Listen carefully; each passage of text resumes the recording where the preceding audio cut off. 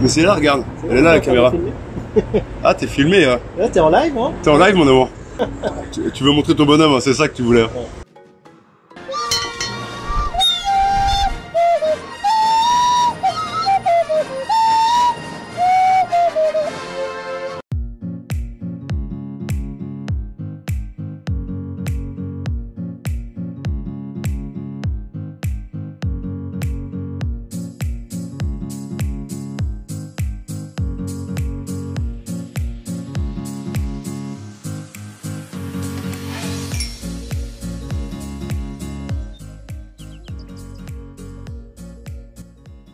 Bon bah, Santé, messieurs. santé. Santé, ma poule. Alors aujourd'hui, dans l'apéro du chef, ça va être un apéro gourmand parce que je reçois une famille, son digne représentant Vincent Gloser, Merci, bonjour. Merci de me recevoir. avec grand plaisir. Il y a même la 3e génération qui se cache là-bas. Coucou. Tu veux, Gabriel? Tu veux venir? Bonjour. Tu veux venir dire bonjour à la caméra? Non. Tu veux une chips? Allez, viens. Allez, viens. Même si beaucoup de gens te connaissent, bon, il y a peut-être des auditeurs qui ne savent pas qui tu es. Est-ce que tu peux te présenter? Alors, bah, je m'appelle Vincent Gloser, donc je suis né ici à Genève. Mon papa était une image de la République et du canton. Il a eu un restaurant aux eaux vives qui s'appelait le Calypso à l'époque, avec ma maman. Et en 84, ils ont ouvert l'hôtel de ville. Le restaurant l'hôtel de ville qui se trouve au 39 Grand Rue en vieille ville. Et qui, par diverses manières et grâce à mon papa, est devenu une institution. Des après conseils du conseil municipal, des conseils d'État, venaient finir et régler les derniers soucis avant et après les conseils venaient les régler à l'hôtel de ville. On me demande combien de secrets ton père devait avoir en laissant traîner l'oreille dans son établissement. C'est même pas en laissant traîner l'oreille, parce qu'il y participait à ces secrets-là, parce qu'il lui demandait quand même son avis. J'ai fait un CFC d'employé de commerce à la base. Et puis, je suis né dans ce milieu-là. Ouais, je pense que tu as dû courir dans les cuisines gamin et tout ça. Ah bah gamin, ouais, parce que je suis né un dimanche soir et le dimanche à midi, ma maman faisait un banquet au premier étage de 32 personnes. Histoire qu'on m'a toujours raconté, donc je pense vrai, même les connaissant. Donc voilà, j'ai toujours connu et puis des gravités autour de ce milieu. J'ai fait mes expériences, je suis parti vivre un peu à l'étranger. Et puis en revenant, j'ai passé la patente de cafetier. Et puis j'ai commencé à travailler dans les restaurants avec mes parents. D'abord au Navy Syracuse. Okay. Et puis par la suite. Le Navy, il est où exactement? Le Navy, il est à Place du Bourg-de-Four.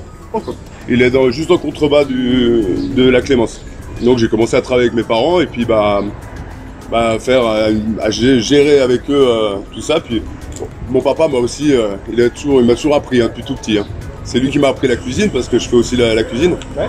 Donc je fais le tournus entre la salle, la cuisine, le bar. Moi je fais un peu tout. Si on n'a pas un minimum de base de cuisine, c'est compliqué quand les clients demandent avec quoi sont faits les ravioles, avec quoi, comment je dois prendre la cuisson de cette viande. Si on n'a pas ce minimum de connaissances, c'est pas possible. Et voilà, j'ai grandi avec ça. Puis mon papa m'a emmené tout petit à diverses confréries, à divers repas. Et c'est lui qui m'a appris à connaître les aliments, à connaître le vin. Voilà, c'est vraiment lui qui m'a amené. Et puis c'est vrai que je tiens un petit peu son côté Gloser, je tiens de lui. Ça, c'est pas le on a un peu la grande gueule genevoise. Il était connu surtout, son surnom c'était le Père Glosu. C'est le Père Glosu, ouais. Père Glosu. Tout à fait. Pour ceux à qui ça parlera. Moi, je pense que c'est difficile de pas le connaître. Ouais. Même de nom, juste d'entendre. On a toujours entendu le Père Glosu, il a fait telle et telle connerie. Et maintenant, c'est Glosu Junior. Comment c'est ton... Est-ce que tu as le droit à ton petit surnom? Alors en fait, c'était un peu la grande question parce qu'on s'est dit fils Glosu, on voulait mettre père et fils Glosu. Puis il y a un ami à mon père qui m'a dit, mais t'as un petit garçon, donc t'es Père Glosu aussi. T'es Père Glosu. Et on a vu que mon papa avait écrit un livre, une autobiographie qui s'appelait Glosu Ier. On a dit. J'aime bien le côté. C'est génial. C'est ça. Et puis donc la première couverture, c'était lui en uniforme de colonel russe. D'accord. Uniforme de colonel russe qu'il avait acheté un colonel russe en Russie. Non, mais c'était grandiose ça aussi. Et on a dit il y a Glosu Ier, il y a Glosu II en fait. Donc, le petit truc, c'était Glosu premier, et puis bah, moi, c'est Glosu deuxième, mais ça reste chez le père Glosu, de toute manière. Super. Et depuis que tu as repris l'établissement, on y trouve encore l'âme de ton papa. Est-ce que tu as fait des modifications? Raconte-nous comment c'est le... Alors bon, j'ai repris, bon, mon papa est décédé le 27 décembre, et on a eu de la chance, parce que si c'était pendant cette période un peu difficile, il n'aurait pas pu avoir les obsèques qu'il a eu à la cathédrale Saint-Pierre. Ouais. Sacré personnage, parce que du coup, remplir la cathédrale, c'est quand même pas donné à tout le monde. Ouais. Donc c'est vrai que je remercie bien tous ceux qui sont venus, parce que je pense que voilà, ils le méritaient amplement. Et disons que oui, évidemment, j'ai voulu garder l'âme de ce qu'il a fait quand même, parce que ça fait 36 ans qu'il a monté ça. Donc j'ai voulu garder l'âme, mais j'ai mis un petit rafraîchissement, un petit coup de jeune. Okay. Et puis j'ai profité de ce confinement pour faire des travaux, quelques travaux. Donc on a reponcé toute la boiserie, on a fait des teintes plus claires pour éclaircir vraiment la pièce. On a mis un petit coup de peinture, on a changé les lampes du bar. Voilà, on a fait un modernisé sans dénaturer. Voilà, exactement. En gardant le cachet, on a gardé les képis, ça, parce que ça, voilà. Ça fait partie du lieu. Ouais. Ah, ça fait partie du lieu. Il y a les tableaux, on a changé quelques-uns, mais voilà. L'âme qu'il a créé, le cachet du restaurant elle-même. Okay. Et Vincent, qu'est-ce qu'il a apporté? Vincent, qu'est-ce qu'il a apporté? On va dire, il a apporté un petit coup de jeune. Ouais. Et un petit coup de jeune, c'est-à-dire que on reste sur ces mets de brasserie, sur ces mets suisses et français, mais avec une carte qui est plus jeune. C'est-à-dire que maintenant on a 5 plats, 5 entrées, 5 plats et 5 desserts. Okay. Et on a des suggestions qui tournent avec un plat du jour. Mais voilà, c'est des choses de saison, c'est des plus petites cartes, mais un peu plus travaillées, un peu plus. Voilà, c'est ce petit coup de jeune qui manquait, puis qui donne un petit peu ma touche. Puis, maintenant, on en reparlera dans 40 ans pour voir exactement ce que j'ai amené. Glosu 3e, voilà. Glosu 3e, on reprendra. Exactement. Il a encore du boulot, mais il est bien. Voilà. Si tu voulais faire envie à nos auditeurs, quels seraient les 2 plats vraiment que tu as... Alors, à l'hôtel de ville, évidemment, on est ambassadeur du terroir, donc on travaille avec des produits du terroir genevois. On a la longeole, évidemment, avec le gratin de cardon. Traditionnel, mais qui marche toujours autant. On a l'émincé de veau zurichoise. Et là, par exemple, dans la carte de printemps qu'on a fait, on a le tartare de thon au yuzu. Avec une petite crème de piquillos. Okay. Alors ça c'est en plat, puis par exemple en entrée de saison, on a le tartare fraîcheur, qui est un tartare de tomates, avocat, et puis tartare, avocat et guacamole. Okay. On a fait un guacamole, c'est assez sympa. Okay. C'est vraiment... voilà. Et puis au Navy, par exemple, on a gardé, vu qu'on travaille aussi évidemment avec les produits du terroir, on a un carré de porc GRTA, avec une sauce au chocolat et whisky. Ouais. Ouais, je confirme. Je confirme. Là, on est en train de voir justement avec ma maman la nouvelle carte et on va proposer. Oui, c'est ta maman qui gère. Alors ma maman est au Navy et moi je suis à l'hôtel de ville. Et dans la nouvelle carte, on va vous proposer un poulpe sauté à l'italienne avec une purée de pommes de terre et des haricots verts juste laqués à la poêle. On a 2-3 nouveautés qui vont arriver là. Ça va être bien. J'étais venu 2-3 fois dans ton établissement. Je vais y retourner maintenant. Ouais. L'hôtel de ville, c'est une des meilleures fondues de Genève. Une des meilleures. Ouais. Pour être sympa avec les autres, je vais dire une des meilleures. Ouais. Mais la meilleure recette, de toute manière, c'est ce que mon père m'a toujours appris dans la cuisine. Et c'est transmettre, c'est partager quelque chose en fait avec ses clients. Et c'est vrai que des fois on a tendance à oublier. Enfin, je vois certaines cuisines actuellement, certains établissements. Je dis pas forcément à Genève. Je dis partout quand je vois un petit peu. Ils veulent ouvrir un restaurant, mais ils font de la cuisine pour faire de la cuisine, pour vouloir gagner de l'argent. Ils cuisinent pour des gens. Voilà, ils oublient le partage de la cuisine. Parce qu'à la base, la cuisine, c'est ça.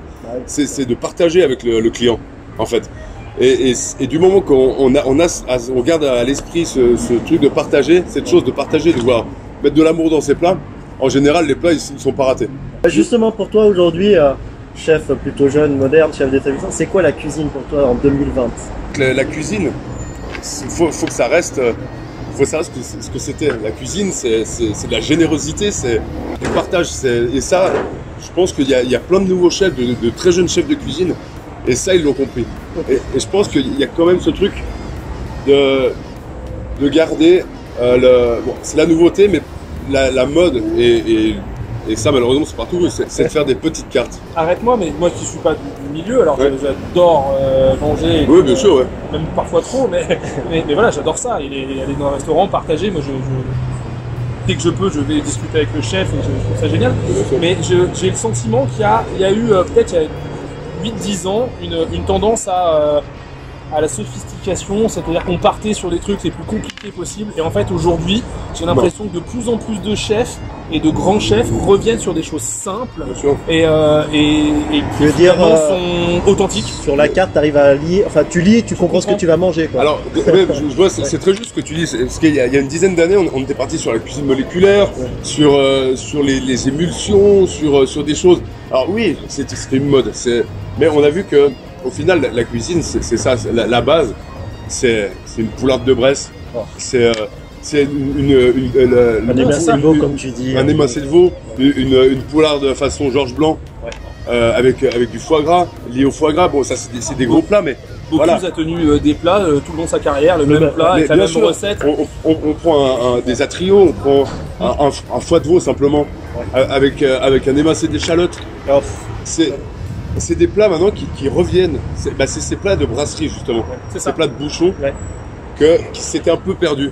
Et le truc, la petite différence d'avant, c'est de moderniser entre guillemets ces plats, mais sans les dénaturer. C'est-à-dire qu'on reste sur cette base-là, mais on les travaille, on les dit un petit peu différemment. Voilà, moi c'est un peu la ligne de conduite que j'ai donnée à mon équipe. J'ai dit voilà, on est une brasserie. On fait des mets de brasserie.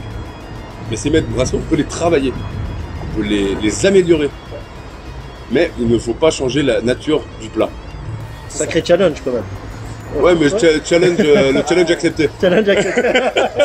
C'est quoi ton dessert préféré, Gabriel? Allez, à toi de parler. Les glaces. Les glaces? Glaces à quoi? Au chocolat. Et donc ouais, j'essaie de travailler locaux parce que c'est vrai que... Alors, il y a des très bonnes glaces. Je veux dire, avant, on travaillait avec Carte d'Or. C'est des très bonnes glaces aussi. Mais l'artisan glacier, il a une gamme en fait que je peux utiliser pour les desserts, et que je peux utiliser pour la cuisine. Par exemple, il a tout simplement, il a une glace à la betterave. Oh, j'en ai goûté une. C'est hallucinant. C'est hallucinant, ouais. Parce que tu peux le travailler autant avec une entrée, par exemple, exactement, ou à la fin avec un dessert. Je veux dire, voilà, c'est ces gens-là qui méritent de pouvoir qu'on travaille avec eux. Le fait de travailler avec des fournisseurs qui sont locaux comme ça te permet avec eux d'interagir, de leur donner un feedback, un retour, et parfois leur dire bah tiens, mon chef a une idée sur telle ou telle chose, est-ce que tu arriveras à me faire... Ah bien sûr, effectivement il y a cet échange, il y a cette possibilité de dire voilà, est-ce que tu crois qu'on arrive à créer une glace avec tel parfum ou avec ça et là on peut construire vraiment quelque chose et arriver à un résultat où il est gagnant et je suis gagnant. Bien sûr. Et c'est ça qui est bien avec ces fournisseurs-là qui viennent en personne en fait, réellement. Je suis désolé, j'ai appelé ça un pins, mais est-ce que ça a une symbolique ou c'est juste... c'est mon papa qui les avait fait faire à l'époque. C'était les bonnes fourchettes, comme on disait ça. À l'époque, elles étaient en métal, et après, il en a fait faire en argent.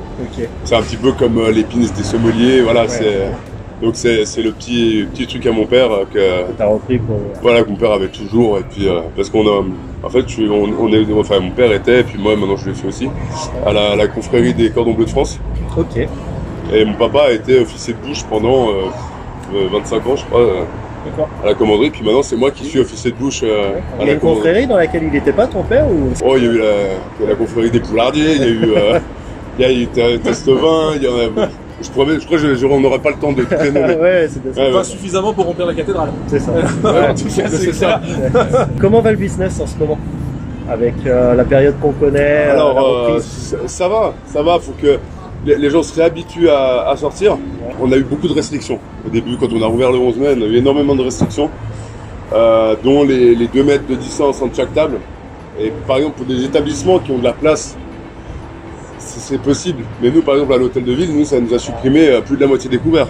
Là, tu te poses la question de la rentabilité, quoi. Est-ce que le jour où je pas parce que... Là, c'est pas rentable. Réellement, on ouvre parce que ça fait presque 2 mois qu'on était à la maison et puis que je suis jamais resté aussi longtemps chez moi parce que c'est un métier où t'es pas souvent chez toi.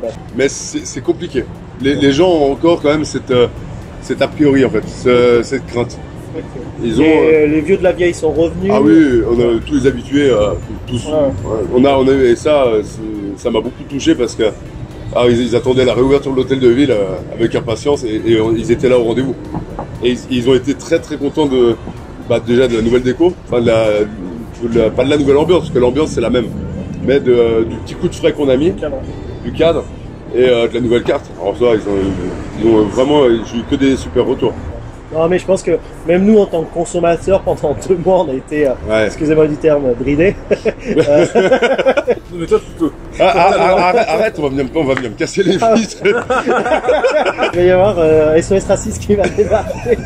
Bah, ça sera ton prochain apéro. Voilà. C'est ça. Là, j'étais SOS Raciste. Non, mais du coup, nous on attendait que ça, pour pouvoir retourner. Et puis du coup, on est super patients. Et puis, j'invite tous nos auditeurs et auditrices qui vont retourner dans les restaurants et ils font le maximum. Et comme tu le dis, la plupart ils ouvrent juste pour ouvrir, pour vous faire plaisir. Parce que c'est à peine s'ils gagnent de l'argent. C'est vrai qu'on ouvre pour nos clients là, réellement. C'est vraiment pour leur faire plaisir. Tu souffres pas trop en étant dans la grande rue, de la fermeture de la grande rue? Bon, ça c'était déjà un grand combat que mon père avait commencé à l'époque. Les bornes, c'est une connerie mais monumentale parce que les gens n'ont pas envie, enfin ils ont pas envie de marcher, ils ont pas envie de garer leur voiture au consulat de France et puis de monter à pied. On l'a ressenti mais violemment. T'as connu la vieille ville il y a quelques années, je veux dire, ça bougeait, il y avait de la lumière partout. Maintenant, à 22h, la rue de l'Hôtel de Ville ou la Grande Rue, elle est éteinte, quoi. Il n'y a rien. Je veux relancer cette ambiance qu'on avait à l'époque en vieille ville. En plus, il y a eu des accidents, un nombre incalculable d'accidents, parce que c'était mal réglé, parce que c'était un système français, donc ça lisait pas les plaques suisses. Ah, bien. Mais c'est complètement illogique. Ils sont en train de tuer les petits commerçants de la vieille ville. Je veux dire, c'est affolant. Il n'y a aucune promotion de la vieille ville. Non. Une fois, on était sur la terrasse de l'hôtel de ville avec mon père. Et là, il y a des touristes qui arrivent et puis qui nous posent la question, excusez-moi, mais vous pouvez nous indiquer la vieille ville, s'il vous plaît? Mais non. Ah ouais. Les gens ne savent même pas où c'est. Enfin, moi, je trouve ça affolant quand même. Enfin, moi, j'ai des souvenirs où on faisait les 31 de la vieille ville. Il y avait des concerts sur la place de la cathédrale, au bourg de Four, devant le muséum. Et puis nous, on ouvrait tous les 31 et à chaque fois, c'était un thème. Thème cinéma, thème cow-boy, on était déguisés, mais puis ça bougeait, quoi. Et ça c'est vrai que ça manque, ce genre d'ambiance. On a beaucoup parlé forcément de ton métier, des restaurants, tout ça. Un peu moins de toi. J'avais l'habitude, quand on était à la radio, de faire ce qu'on appelle le portrait chinois de l'invité. Donc c'est des questions très cons et la réponse doit être aussi très bête. Ça me va, ça. Donc ça te va? Étant chef d'entreprise, comment on devient chef? En passant par tous les postes. Voilà comment on devient chef. Ouais. Un bon chef va pas demander à un de ses employés de faire quelque chose qu'il n'est pas capable de faire. Et ça, c'est mon père qui me l'a appris. Si en tant que chef d'entreprise, du coup, t'es plutôt sado ou maso? Ça dépend l'heure. vu que maintenant on doit fermer à minuit, en général, le maso il vient un peu plus tôt qu'avant. Avant, c'était passé minuit. Une chanson que tu chantes sous la douche. Elvis Presley. Love Me Tender. Love Me Tender. Une chanson pour faire un câlinou. À qui? Ça dépend. On parle au sado ou au maso? Ouais, voilà, c'est ça, faut savoir. Si je fais un câlin à mon fils, je vais lui chanter du Elvis parce qu'il adore le Elvis. Okay. Par exemple, ou après, si c'est à une gentille dame, ça dépend le moment, ça dépend le maso ou le sado. En mode lover. En mode lover. Elvis. Elvis ou Johnny Hallyday, je te promets. Après, il faut tenir la promesse. Ah, c'est ça. Un film. Rocky. Le premier? Ouais, le premier. Un film bien pourri mais que t'adores. C'est bien pourri. C'était de la peur. Moi, je peux pas laisser dire que c'est pourri. Non, mais c'est pas pourri. Je peux pas laisser dire que c'est pourri. Mais d'accord. Voilà. Non, parce qu'un film pourri, je vais pas le regarder. Bon film des nuls ou avec Alain Chabat. Ah, celui-là, il s'est fait démonter. Hein, voilà. Ouais, mais bon, j'ai adoré. Tu croises le gamin que t'étais à 16 ans, tu lui dis quoi? Je lui dis quoi? Non, ça va parce que j'ai pas trop une adolescence trop difficile. Donc maman, si tu m'écoutes. Il aurait pu faire pire. J'aurais pu faire bien pire. Qu'est-ce que je lui dirais? Fais la même chose, de toute manière. T'arriveras à avoir une bonne finalité. Je changerai pas grand-chose. Un conseil à un petit jeune qui vient de voir. Tu dis bonjour, s'il vous plaît, et merci. T'es plutôt du style à faire bière foot ou un bon champagne tennis? Alors je dirais bière rugby. Si t'étais un sport, ce serait forcément le rugby du coup. Non, la boxe. La boxe? Ouais, ça par contre, ça c'est mon sport, ça. Okay. Mais laquelle? Boxe anglaise. Une célébrité morte ou vivante avec qui t'aimerais passer une soirée et une autre célébrité, voire plus si infinité. Alors une nuit à refaire le monde, je dirais mon père. Et une nuit et plus si affinité, décédé Ou vivant? Ou vivante. Ou vivante. Une célébrité. C'est peut-être l'occasion de passer un message. Hein. Bonne question. Oh ouais, il y en a tellement qui me voudraient, mais non. Attends, je regarde mon agenda. Ouais, attends, je regarde. Eva Green. Tiens. Oh.